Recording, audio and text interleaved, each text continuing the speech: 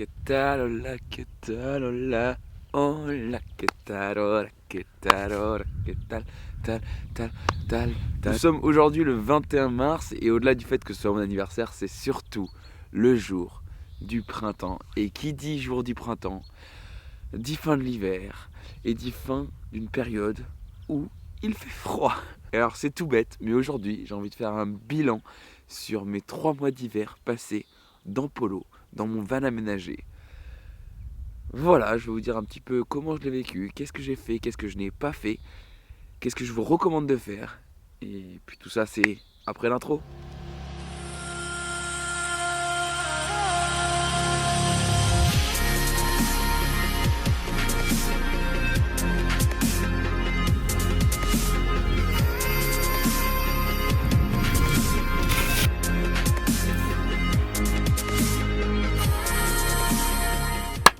Reprenons tranquillement le contexte. L'hiver commence de façon logique le 21 décembre. Sincèrement, on peut dire qu'il a commencé pour moi et je pense pour la globalité des gens vivant en van en France fin novembre. En vrai, jusqu'à fin novembre, il n'y avait pas vraiment de soucis pour vivre. Il n'y avait vraiment pas de soucis au niveau du froid, au niveau de la pluie, enfin bref, au niveau de l'hiver. Fin novembre, ça a commencé à devenir un peu plus compliqué tout simplement parce qu'il a commencé à faire froid et que forcément ça implique pas mal de choses. Ça implique pas mal de choses en termes de chauffage, on va dire, en termes de température ressentie, voilà. Ça implique pas mal de choses en termes d'humidité parce qu'il pleut beaucoup plus. Et troisièmement, ouais, ça implique un peu plus de choses en termes d'espace de vie. Donc ces 3 points sont les 3 points qui vont nous guider au cours de la vidéo. Parlons tout d'abord du chauffage. Alors le chauffage, à la base, j'ai fait le pari, qui était un pari, je pense, stupide, je l'avoue, de vivre sans chauffage, de ne jamais chauffer le van, de l'isoler suffisamment pour ne pas avoir à mettre de chauffage. Ouais, je me suis vite rendu compte que c'était pas possible. J'ai trouvé le petit chauffage parfait, ma vidéo qui doit être là euh, en atteste. C'était le petit chauffage parfait, petit chauffage d'appoint électrique qui chauffe pile poil ce qu'il faut, qui consomme pas beaucoup. Je pensais vraiment que ça le ferait. On m'a beaucoup dit dans les commentaires, ça le fera pas.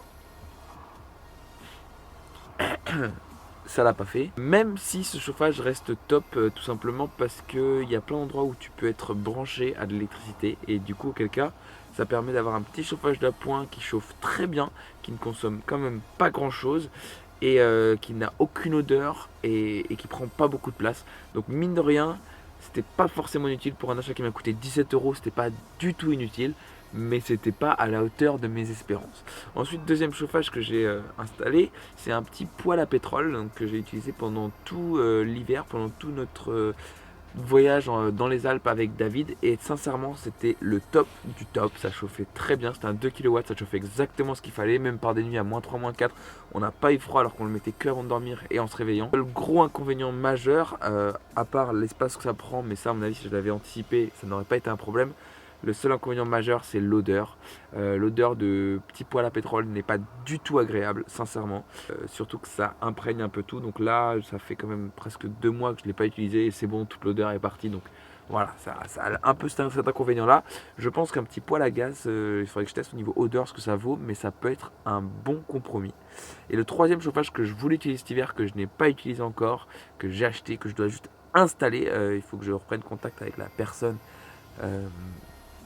qui l'a déjà installé. Je vous mets sa chaîne juste là encore une fois. Enfin, je vous en parle pas parce qu'il est pas installé, ça sert à rien, mais si vous êtes sur sa chaîne, vous verrez très bien de quoi je parle. Pour finir cette partie chauffage, je dirais vraiment que la partie la plus dure l'hiver, c'est pas la journée, c'est pas le soir, c'est pas la nuit, c'est le matin.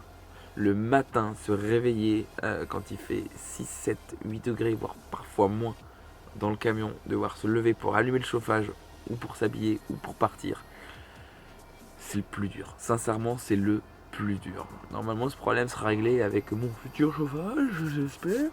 Le deuxième point qu'implique l'hiver, comme je disais, c'est le problème de l'humidité. Et l'humidité, c'est chiant pour deux choses. De une, dès que tu ouvres ta porte latérale, l'eau rentre. Donc il y en a qui ont fait des petites gouttières, il faut que je le fasse, ça peut être utile, mais même l'eau rentre.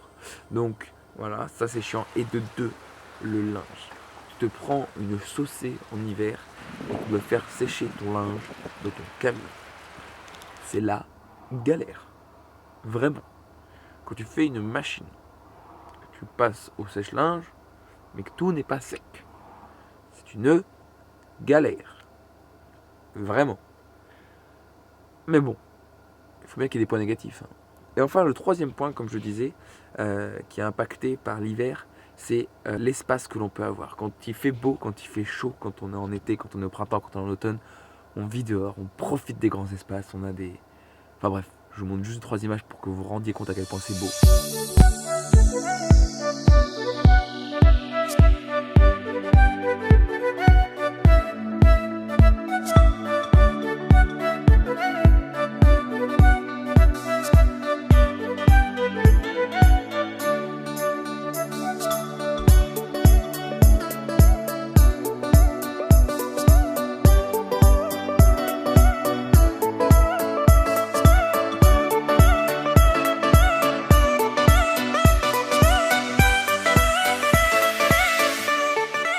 Et quand on est en hiver, eh ben, on est quand même beaucoup plus confiné à l'intérieur du camion, même si personnellement j'essaie de sortir au maximum, de passer le moins de temps dedans, même si j'adore être dedans, mais c'est vraiment de sortir quoi.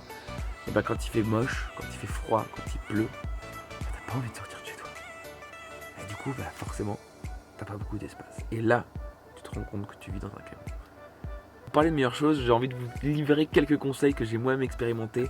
Je vais vous livrer 4 conseils pour vraiment profiter de l'hiver et le passer plus facilement. Je vous parle de conseils qui ne sont pas du style descendre au Maroc ou vivre dans une maison. Non, de conseils pour les gens qui décident de rester dans des régions pluvieuses et froides et de vivre dans leur van.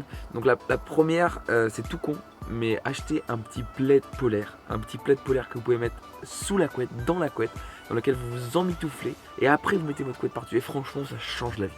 C'est-à-dire que tu gagnes les 4-5 degrés sous la couette grâce à ça. Et franchement, ça change vraiment la vie. Deuxième conseil, tout ce qui est boisson chaude, tout ce qui est soupe, tout ce qui est tisane, café, thé. Thé et tisane, c'est un peu la même chose. Mais allez-y à fond, allez-y à fond. Faites-vous des plats chauds. Vraiment, dès que vous pouvez manger chaud, faites-le. Parce que le corps se réchauffe avec ça et ça donne une impression de vraiment d'être bien.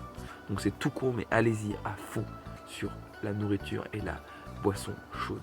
Troisième conseil qui est tout con et qui n'est pas possible pour tous, mais en hiver, passez par la porte avant. Je passe rarement par la porte latérale pendant l'hiver, tout simplement parce qu'en passant par la porte avant, ça me permet d'avoir 1. Pas de pluie qui rentre dans l'habitacle, 2. Peu de chaleur qui part de l'habitacle, 3. D'avoir un espace où je peux enlever mes chaussures. Après voilà, c'est un tapis de sol qu'il faut juste laver, mais c'est un seul tapis de sol.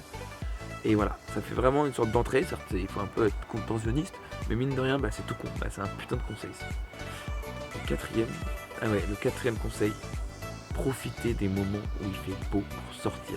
Et même s'il fait pas beau, sortez. Il y a plein d'activités à faire quand il fait moche qui vous permettent de sortir du camion et d'avoir l'impression d'être comme on était en fait. J'ai plein d'exemples, mais franchement, commentaires, vous les direz vous-même, c'est encore mieux.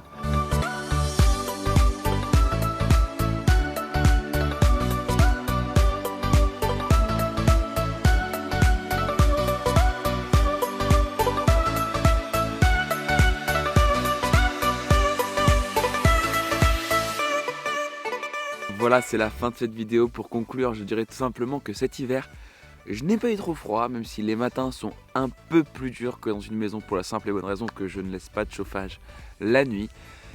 Et je finirai quand même par dire que je suis bien content d'être au printemps, que c'est une belle saison qui s'annonce. J'ai ressorti le drone, j'ai ressorti plein de choses. Il y a pas mal de choses très intéressantes qui devraient arriver très prochainement sur cette chaîne. Alors, un conseil, abonne-toi. Un deuxième conseil, active les notifications. Et ensuite, comme d'habitude, laisse un commentaire, mets un pouce en l'air si la vidéo t'a plu, un pouce en bas si la vidéo ne t'a pas plu, mais dis-moi pourquoi. Et on se retrouve la semaine prochaine.